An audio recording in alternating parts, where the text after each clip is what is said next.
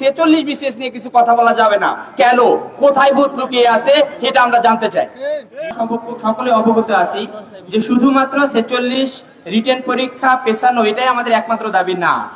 কেন আমরা 46 রিটেন এটাকে আমরা অ্যাড্রেস করেছি, কারণ হলো এইটাতে সবচেয়ে বেশি গত কয়েক বছরের মধ্যে সবচেয়ে কুলুষিত, সবচেয়ে দুর্নীতিগ্রস্ত এবং এটা প্রমাণিত একটি বিষয় 46তম বিসিএস এর প্রিলিমিনারির প্রশ্ন ফাঁস হয়েছে।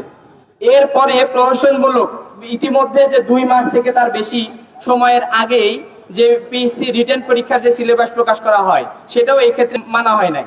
এরপরে নজিরবিহীন ভাবে 2টা বিসিএস এর আগের বিসিএস 44তম বিসিএস এর ভাইবা শেষ না করে ভাইবা প্রার্থীদেরকেও রিটেন পরীক্ষায় বসানোর যে একটা পায়তারা, এটা একটা প্রহসনমূলক পায়তারা।